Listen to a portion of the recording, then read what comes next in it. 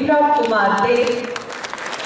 উপস্থিত রয়েছেন আমাদের সম্মাননীয় অতিথি major general Ranjit Singh, SMPSF inspector general.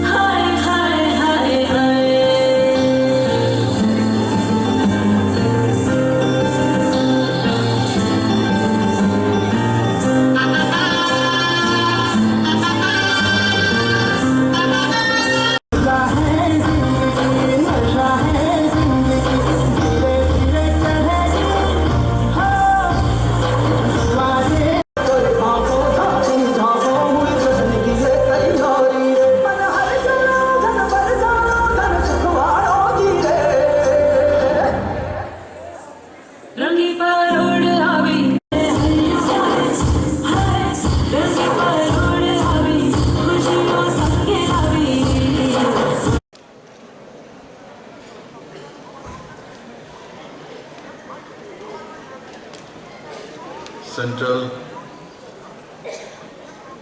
Calcutta Science and Cultural Organization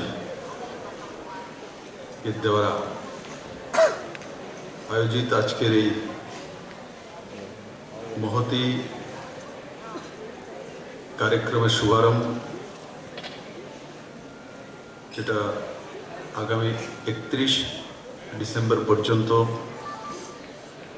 Assam রাইফেলের যে স্কুল রয়েছে এবং ত্রিপুরা ইউনিভার্সিটির সহায়তা ভারতবর্ষের কৃষ্টি সংস্কৃতি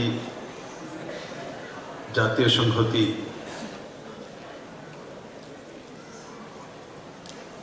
ভবিষ্যৎ ব্যবস্থা আত্মীয়তা তার সঙ্গে সঙ্গে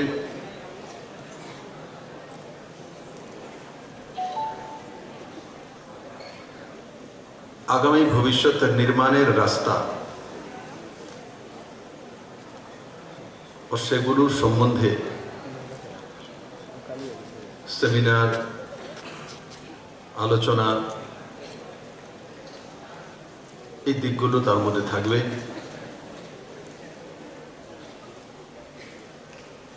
এই কার্যক্রমে মঞ্চে উপস্থিত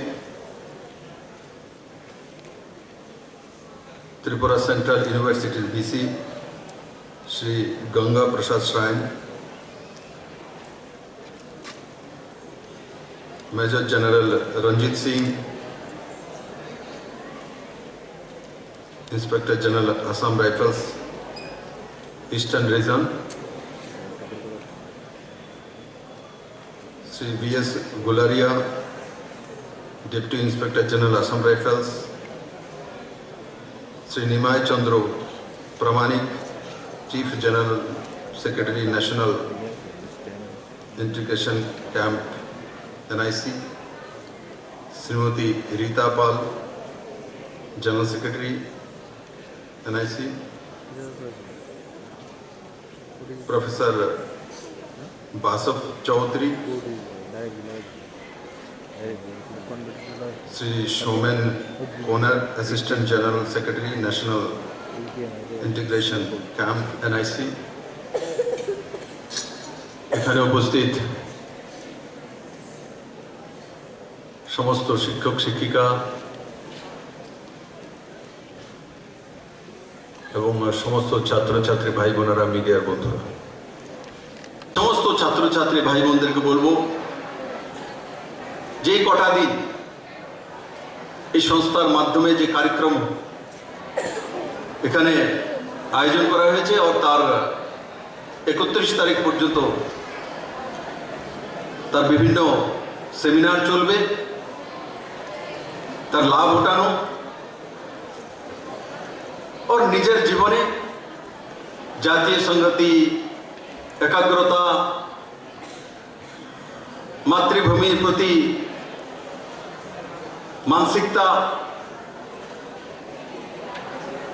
और सर्वोपरि बी पॉजिटिव, जीवने सब समय पॉजिटिव थाका নেগেটিভিটি জীবনে কাউকে সাকসেস করতে পারে না,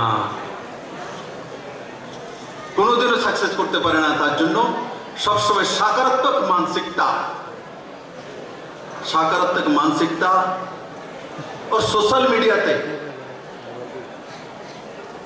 পজিটিভিটির সঙ্গে কোনো কিছু শেয়ার করা, নট নেগেটিভিটি।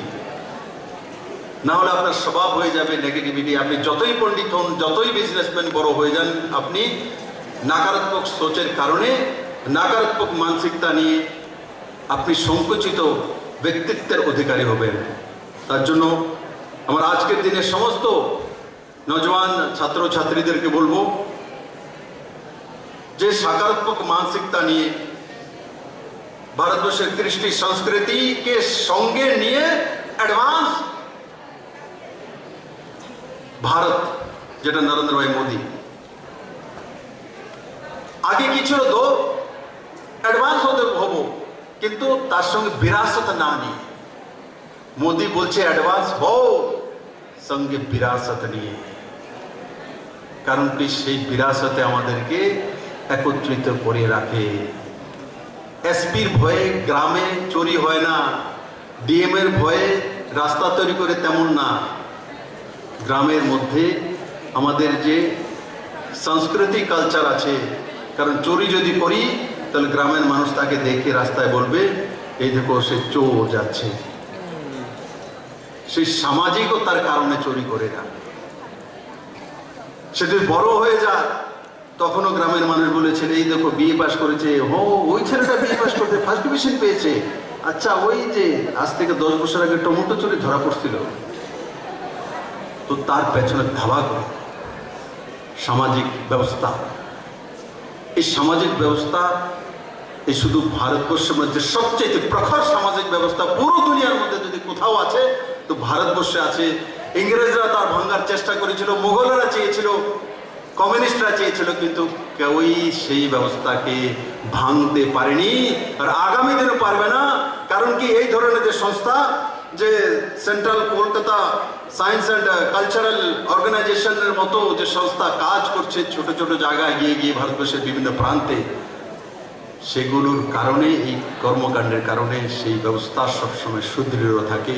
আমি আশা করি মাননীয় প্রধানমন্ত্রীজির যে মার্গদর্শন এবং এক ভারত শ্রেষ্ঠ ভারত যে মানসিকতা নিয়ে কাজ করছেন, সঙ্গে সঙ্গে এই অর্গানাইজেশনগুলি ভারতীয় কৃষ্টি সংস্কৃতি, জাতীয় সংস্কৃতি নিয়ে কাজ করছেন, তাতে আমাদের ভবিষ্যৎ প্রজন্মের লাভ হবে এবং ভারতবর্ষের সর্বাঙ্গীন বিকাশ হবে। এবং আজকে এই কার্যক্রমে আমাকে আমন্ত্রণ করার জন্য আপনাদেরকে আমি অনেক অনেক ধন্যবাদ জানাই। এবং আপনাদের এই 31 তারিখ পর্যন্ত যে কর্মসূচি রয়েছে সেগুলো সফল হোক সেটা কামনা করি। জয় হিন্দ, ভারত মাতা কি জয়। আমি কোনো ভাষার বিরোধী নই, কিন্তু মাতৃভাষায় ফিট পর্যন্ত পড়াশোনা করতে হবে কম্পালসারি করে দিয়েছে মাননীয় প্রধানমন্ত্রী। আর ওই দিন যখন আমাদের বিজেপির চিফ মিনিস্টারদের বৈঠক ছিল বারাণসীতে, তো মাননীয় প্রধানমন্ত্রী যে বলছেন যে আপনারা কেউ একটা কাজ করে দেখান, কি মাদার ল্যাঙ্গুয়েজে ইঞ্জিনিয়ারিং করাতে পারবেন না? মাদার ল্যাঙ্গুয়েজে ডক্টর বানানো যায় না? মাদার ল্যাঙ্গুয়েজে পিএইচডি দেওয়া যায় না? তৈরি হন, করুন। কে বলেছে যে আমাদের মাতৃভাষা ইঞ্জিনিয়ারিং কলেজ হয় না, সাবজেক্ট পড়ানো যায় না?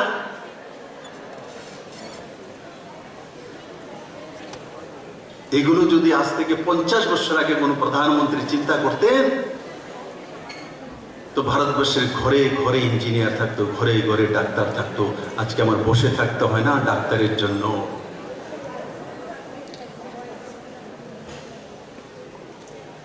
আমাদের দুর্ভাগ্য, নরেন্দ্র ভাই মোদীর মতো সোচ ব্যক্তিত্ব আগে দেশের প্রধানমন্ত্রী হয়নি। আর আজকে যে ভারত পেয়েছি আমরা, সেটা ইংরেজ আমাদেরকে দিয়ে যায়নি। ছোট ছোট রাজবাড়াকে একত্রিত করে বিনা যুদ্ধে যদি কেউ করেছে, ভারতের প্রথম গৃহমন্ত্রী সর্দার বল্লভ ভাই প্যাটেল করেছে। বিনা যুদ্ধে সমস্ত একট্টা করা সর্দার বল্লভভাই প্যাটেল, কিন্তু ইতিহাসে ওনার নাম নেই। সব জায়গাতে ভারতের খ্রিস্টীয় সংস্কৃতি ব্যবস্থাকে লুকিয়ে রাখার ব্যবস্থা।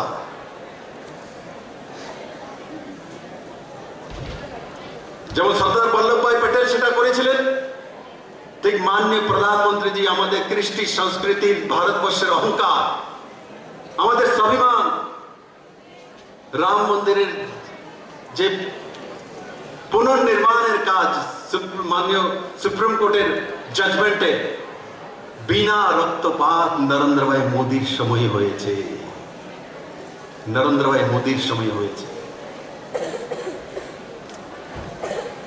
তাই আমার ছাত্রছাত্রী ভাই বোনদেরকে আমি বলবো যে আগে ত্রিপুরাকে জানো, ত্রিপুরার সংস্কৃতি কালচার। এখানে ছবি মোড়া কে কে গিয়েছে, হাত তোলো তো। ছবি মোড়া, আরে বাপরে গিয়েছে। ছবি মোড়াতে যাওয়ার কার কার ইচ্ছা আছে?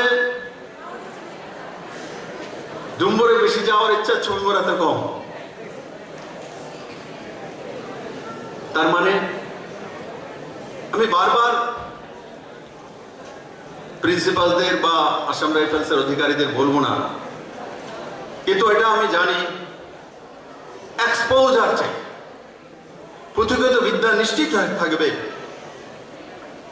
আমি বলছি না ত্রিপুরার বাইরে যাওয়ার জন্য, বিভিন্ন ছুটি ছাড়া 2 দিন, রবিবার, স্যাটারডে, সানডে, তো স্টুডেন্টদের ট্রিপ দিয়ে সেই ছবি মোড়াকে দেখানো, ডুম্বুরকে দেখানো, নির্মলকে দেখানো, সেই বিষয়ে বলা। আর ইন ফিউচার ত্রিপুরা কোথায় যাবে? 9th ক্লাসে পড়ছে, 10th-এ পড়ছে, 11-এ, 12-এ, পড়ার পর সে কোথায় যাবে, কি করবে? যেটা প্রফেসর বাসুক চৌধুরী বলেছিলেন, বলে মা বলে দিয়েছে ডক্টর হবো তো ডক্টরের পেছনে যাচ্ছি না। আজকে ত্রিপুরা সরকার আগামী 21শে জানুয়ারি আমরা ঘোষণা করতে চলছি, পলিসি আমরা তৈরি করে নিয়েছি। আগামী 2047 পর্যন্ত ত্রিপুরা সরকার কোন কোন সেক্টরে কিভাবে কাজ করবে তার রূপরেখা আপনাদের সামনে থাকবে। আমার নিউ জেনারেশনে 9-এ, 10-এ, 11, 12-এর ছেলেরা নির্ণয় করতে পারবে যে আমি কোন জায়গাতে যাব, কি করব, কেন করব, তাতে আমার কি লাভ হবে, আমি কি দিতে পারবো। তার সামনে ক্লিয়ার 25 বছরের পিকচার থাকবে, তার মা বাবা পরিজন আত্মীয় স্বজনের সামনে থাকবে। তো নির্ণয় নিতে তার লাইফ সম্বন্ধে ধারণা তার কাছে স্পষ্ট হয়ে যাবে। তাই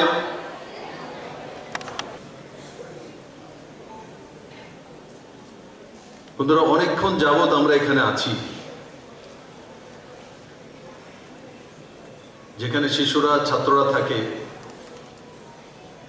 তো সেখানে একটু কিচির মিচির সাউন্ড আসলেই ভালো, আর সেটা হচ্ছিল, এখনো শোনা যাচ্ছে কিচির মিচির করছে।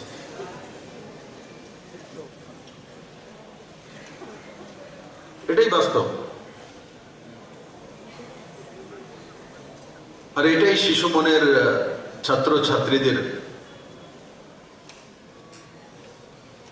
পরিচয় প্যারামিটার।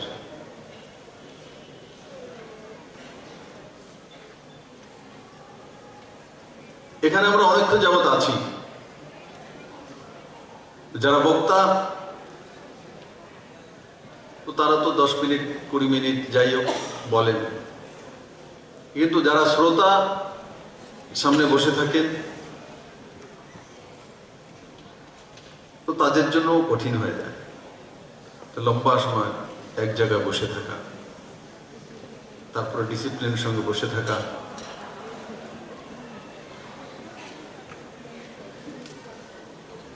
প্রথমেই আমার যে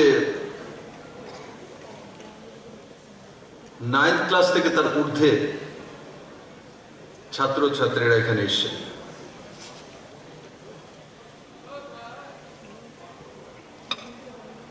আমি কিছু বিষয় জিজ্ঞাসা করব।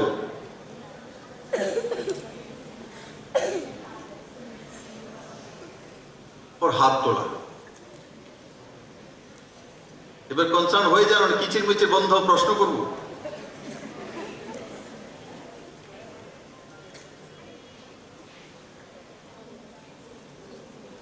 রস্যাবাড়ির কাছে ডুম্বুর আছে, সেখানে প্রায় 150 ছোট বড় টাপু আছে। ত্রিপুরা সরকার তাকে ডেভেলপমেন্ট করছে, টুরিস্ট ডেস্টিনেশন হচ্ছে। সেখানে নারকেলকুঞ্জ আছে। এই প্রথমবার সেই নারকেলকুঞ্জে গাড়ি প্রবেশ করেছে, তার আগে কোনোদিন নারকেলকুঞ্জে গাড়ি যায়। নারকেলকুঞ্জের মানুষ কোনোদিনও সেই জায়গাতে গাড়ি দেখেনি, সেই মাটিতে।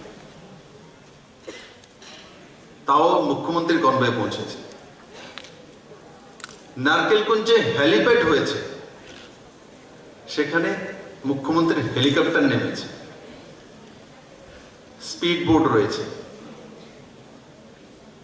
और 5টি টাপুকে ডেভেলপমেন্ট করাচ্ছে। 2টি টাপুর মধ্যে ঝুলন্ত ব্রিজ, এক টাপু থেকে আরেক টাপুতে যাবে। और মাঝখানে দাঁড়িয়ে এই যে জলাশয় রয়েছে, গভীর ডিপ ওয়াটার বডি, চারিদিকে পাহাড়, মাঝখানে টাপু, ছোট বড় মিলে 100-150। এক দিক থেকে আরেক দিকে যাওয়ার জন্য ঝুলন্ত ব্রিজ, ও তার মধ্যে দাঁড়িয়ে সেলফি নেওয়া। এবার এই ডুম্বুর কে কে দেখেছে, এবার হাত তুলুন তো দেখি, কে কে দেখেছে ডুম্বুর? অনেক। ডুম্বুরের নাম কে কে শুনেছে? नाम सुने ठीक। कार कार जेते इच्छा हो लो तो स्कूल वाले प्रिंसिपल है, आपके सब बच्चे जाना चाहते हो, आपके लिए मैं व्यवस्था कर रहा हूं। योगा सूत्र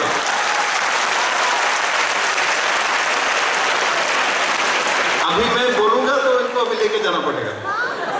बोलूं क्या? लेके जाइए।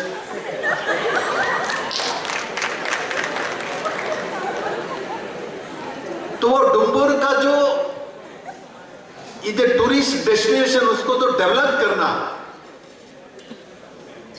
त्रिपुरा सरकार ने शुरू किया। और आगामी जनवरी मध्य সেখানে 35টি লগ হাট, নারকেলকুঞ্জে 35 লগ হাট, একদম 4 স্টার 5 স্টার ক্যাটাগরি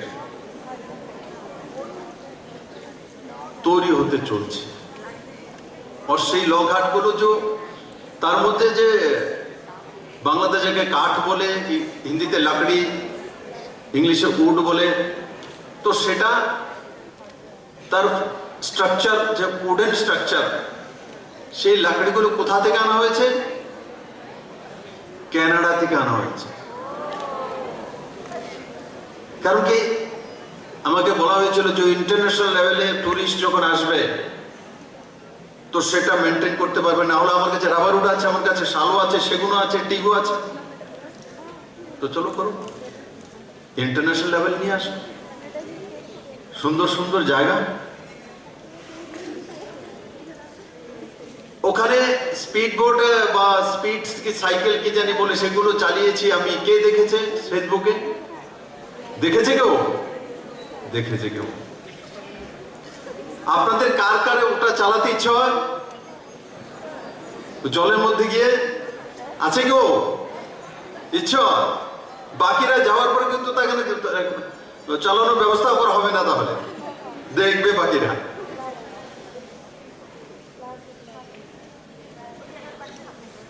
তো আজকে এই সেই ত্রিপুরা, সেটা আমি আবিষ্কার করিনি, আমারও জন্ম এখানে হয়েছে, আপনাদের এখানে জন্ম হয়েছে। কলকাতা থেকে কিছু আমার বন্ধু বান্ধবরা এসেছেন।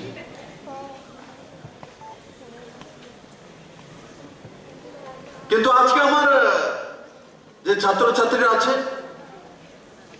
সবাই ডুম্বুর যেতে চাইছে। আগে কেন যেতে চাইতো না? সেখানে যদি কাউকে ট্রান্সফারও করা হতো রস্যাবাড়িতে তো বলতো পানিশমেন্ট ট্রান্সফার। ইনসার্জেন্সি। আজকে আসাম রাইফেলে পাঠরত এত বড়, আরো অন্যান্য স্কুল থেকে এসছে, সবাই বলছে যে ডুমুর যাব, কেউ আর সেখানে ভয় পায় না। ইনসার্জেন্সি সম্বন্ধে সে সঠিক ধারণা নিয়ে নিয়েছে। আজকে যেখানে পানিশমেন্ট ট্রান্সফার বলা হতো, যে জায়গাকে ছোট করে দেখা হতো, আজকে এই হলঘরের মধ্যে যত আমার ছাত্রছাত্রী আছে তারা সেটা দেখতে চাইছে, যেতে চাইছে। এখন যদি আরো বলে কি কি হবে, এখন শুরুবাত তো হবে না, আগামী 1 বছরের মধ্যে হয়ে যাবে। সেখানে লাইট শো হবে, সেখানে ওপেন থিয়েটার হতে চলছে, সেখানে ফ্লোটিং রেস্টুরেন্ট হতে চলছে, সেখানে স্থল দিয়ে বাস যাবে, গিয়ে ওই বাসই জলের মধ্যে নেমে বোট হয়ে চলে যাবে। ওই বাসে চড়বে কেউ? ওই বাস দিয়ে যাবে, স্থল দিয়ে বাস যাবে, গিয়ে জলের মধ্যে ওই বাসটাই নেমে যাবে, সে বোটের মতো হয়ে সেই বাস দিয়েই আরেকটা পথে চলে যাবে। অনেকে আছে এখনই বলছে স্যার উঠিয়ে নেন আমাকে। কে কে টিকিট কাটবে এখন? Ready ticket. তো আজকে সেই জায়গাতে ডুমুর আগে ছিল, কিন্তু সেখানে বদনাম করে রাখা হয়েছিল যে সেটা ইনসার্জেন্সির এরিয়া, সেটাতে থাকার জায়গা নেই, সেখানে বোটের ব্যবস্থা নেই, সেখানে খাওয়ার জায়গা নেই। নারকেল কোজ, কিছু নারকেল গাছ আছে, বাকি কেউ শেষ করে দিয়েছে। আমরা নারকেল গাছ লাগিয়েছি যেগুলোর মধ্যে 3 বছরের মধ্যে নারকেল চলে আসবে। এখনো নারকেল আছে গাছ ওখানে। একটা টাপুতে এমন করছি যে এক ধরনের ফল থাকবে, অমরুদ, একটাতে কমলা লেবু থাকবে। ভোট দিয়ে যাবে, গিয়ে কমলা লেবু ফ্রিতে দেওয়া হবে না, টিকিট কেটে খাওয়া পর্যন্ত দেওয়া হবে, নিয়ে আসা যাবে না পকেটে। ন্যাচারাল ফ্রুটস এবং তার বিউটিফিকেশন সঙ্গে সঙ্গে তা খাওয়া অনুভূতি। তার মধ্যে ডাক পয়েন্ট থাকবে, মিল্ক পয়েন্ট থাকবে। ডাক পয়েন্টে কি হবে না, অনেকগুলো হাঁস সেখানে থাকবে এক জায়গাতে। একটা সময় বিকেলের দিকে সবাই গিয়ে সেখানে ছোট ছোট রেস্টুরেন্ট থাকবে, বসবে, তো দেখবে সেখান থেকে ন্যাচারাল যে ডিম রয়েছে সেখান থেকে তুলবে আপনার সামনে। আপনি বলেন যে সিদ্ধ করে দেবে, সিদ্ধ করে দেবে, যদি অমলেট করতে অমলেট করে দেবে, যদি বলেন কাঁচামরিচ একটু বেশি দিয়ে দাও, লঙ্কা তো লঙ্কা বেশি দিয়ে দেবে, কম বললে কম করে দেবে। মিল্ক পয়েন্ট থাকবে, তো তাজা দুধ বের করে সকালবেলা দিয়ে দেবে। কারণ আগরতলাতে অনেক ছেলে মেয়ে আছে যে তাজা দুধ কিভাবে আসে দেখেনি। আর যেটা বললাম, ফ্লোটিং রেস্টুরেন্ট তো থাকবে, লাইট শো থাকবে। ডুমুরের বিষয়ে তার হিস্ট্রি বলা, ত্রিপুরার যে ট্রাইবগুলো আছে তাদের বিষয়ে বলা, তারপর ডান্স, বিভিন্ন আলাদা আলাদা আমাদের শিডিউল ট্রাইবদের আলাদা আলাদা সংস্কৃতি আছে, তাদের পারফরমেন্স আছে, ডান্স আছে, কলা সংস্কৃতি আছে, তার ব্যবস্থা সেখানে থাকবে। কারণ কি, central Calcutta science and cultural organisation এগুলোরই তো আবিষ্কার করার জন্য এসছে। ক্রিয়েশন, নতুন কিছু, পুরনোটাকে নতুন করে প্রস্তুত করা, গুড প্যাকিং, গুড প্যাকেজ, और তার আর্ট আসতে হবে। আগে যারা আমার আগে ছিল মুখ্যমন্ত্রীর দায়িত্বে, মন্ত্রিত্বের দায়িত্বে, তাদের কাছেও ডুম্বুর ছিল, কিন্তু তারা ডুম্বুরকে চেনেনি, বোঝেনি। আমরা নরেন্দ্র মোদীর রাস্তাতে কাজ করি, আমরা সেটা বুঝি। যে সেটাকে প্রস্তুতিকরণ করতে হয়।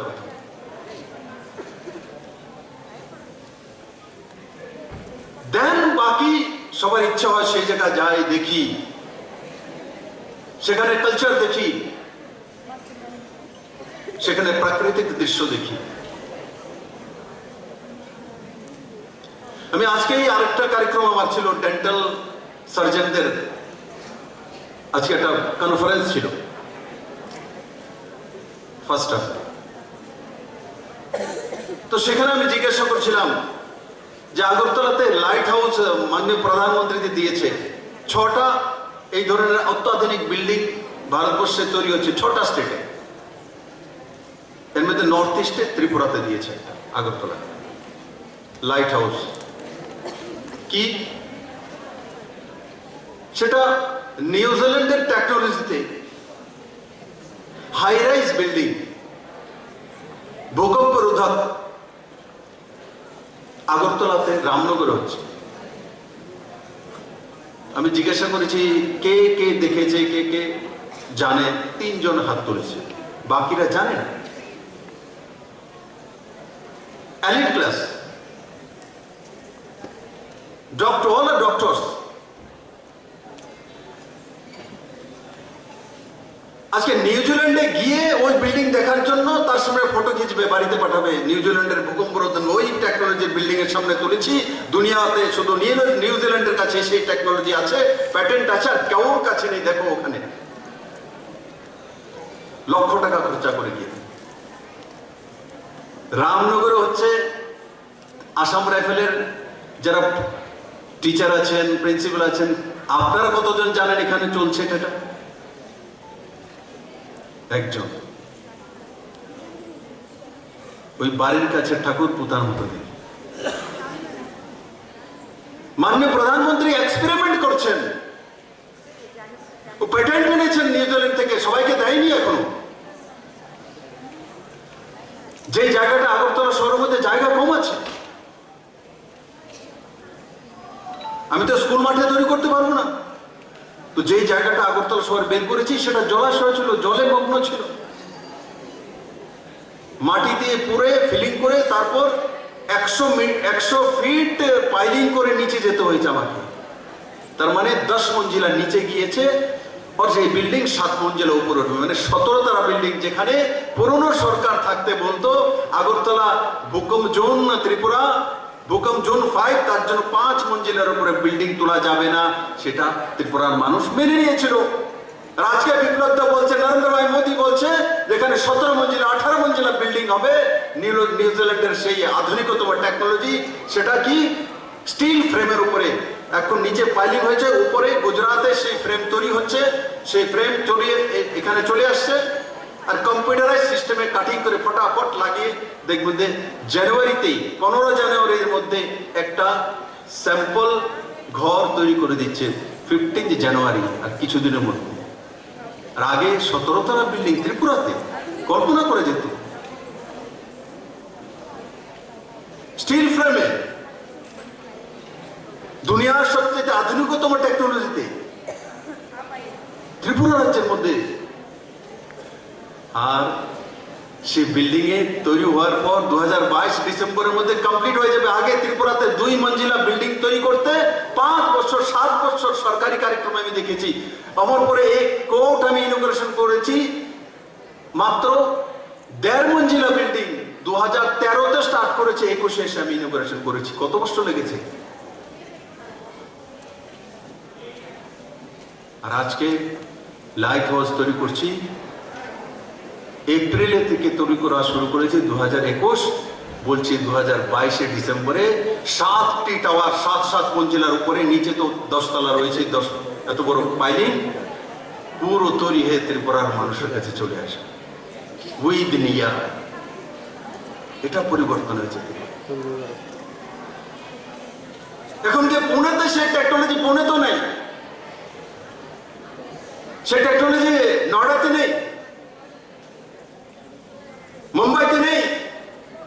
আমি মাননীয় প্রধানমন্ত্রীকে ধন্যবাদ জানাবো, উনি ত্রিপুরাকে তার জন্য চুনেছেন বলে এখানে ত্রিপুরা করুক, ত্রিপুরা দেখাক যে ত্রিপুরাতে সেই হাই রাইজ বিল্ডিং সবচেয়ে আধুনিকতম টেকনোলজিতে তৈরি হয়েছে, তো ত্রিপুরা না পুরো দুনিয়ার সামনে যাবে। যাও, মাননীয় প্রধানমন্ত্রী সমস্ত মুখ্যমন্ত্রী বলছে যান আপনাদের ইঞ্জিনিয়ারদের পাঠান গিয়ে ত্রিপুরাতে থেকে সেই টেকনোলজিকে দেখার জন্য, প্র্যাকটিক্যাল হওয়ার জন্য। আজকে ত্রিপুরা সেই জায়গায় আছে। আর সেই ঘরে থাকবে কে মনে হচ্ছে?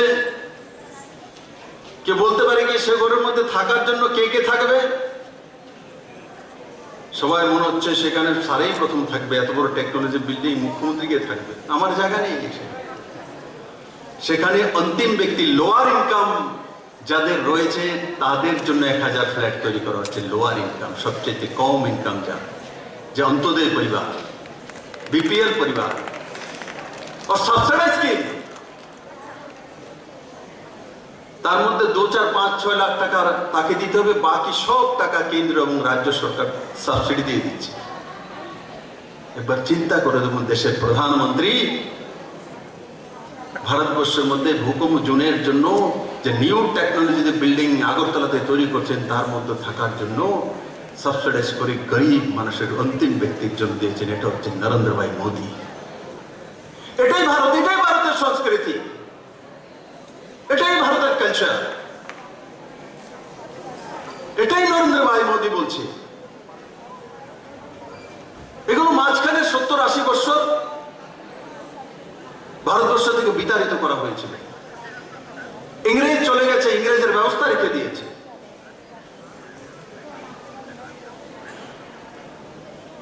আজকে নরেন্দ্র ভাই মোদী আসার পর নিউ এডুকেশন পলিসি 33 বছর পর, যখন কম্পিউটার চলে এসছে, গুগল চলে এসছে, ইন্টারনেট চলে এসছে, সেখানে আমাদের এডুকেশন পলিসিকে 33 বছর পর, 33 ইয়ার্স পর, তার উপরে রিফর্ম, বাকি সব রিফর্ম, ইনফ্রাস্ট্রাকচার রিফর্মস হয়ে গেছে।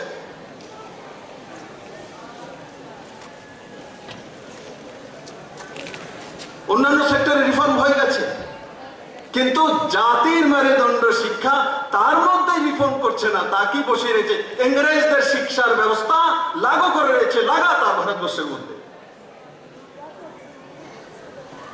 নিউ এডুকেশন পলিসির মধ্যে নরেন্দ্র ভাই মোদী এবং এইচআরডি মিনিস্টার একলা সিদ্ধান্ত করেননি। করোড়ো ভারতবাসীর মেইল যাওয়ার পর তাদের ওপিনিয়ন নিয়ে আলাদা আলাদা রিজনে এডুকেশন মিনিস্টার, চিফ মিনিস্টারদের সঙ্গে ওপিনিয়ন নিয়ে, স্কুলে প্রফেসর, টিচার, তাদের ওপিনিয়ন নিয়ে তারপর নিউ এডুকেশন পলিসির রূপ দেওয়া হয়েছে।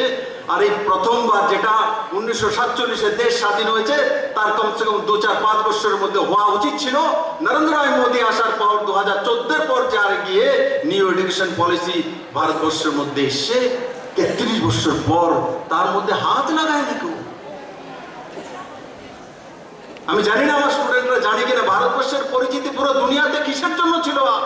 পুরনো কাল থেকে টেকনোলজির জন্য। ভারতের পরিচিতি ছিল আমাদের কৃষ্টি, সংস্কৃতি, আমাদের যোগা, আমাদের পরম্পরা, আমাদের বৈভব, আমাদের শিক্ষা। আমরা দুনিয়ার শিক্ষাগুরু, তার জন্য ভারতকে চেনা হয় পুরো দুনিয়াতে। এটা ভারতের পরিচয়, সংস্কৃতির বিরাসত, এটাই ভারতের পরিচয়, এটাই ভারত। প্রত্যেক দেশের একটা পরিচিতি থাকে, প্রত্যেক দেশের ইতিহাস একটা থাকে। পুরো দুনিয়াতে আমাদের যে পরিচিতি সেটা হচ্ছে এটা। Subscribe to Tripura Info and press the bell icon so that you never miss any latest updates and news on Tripura.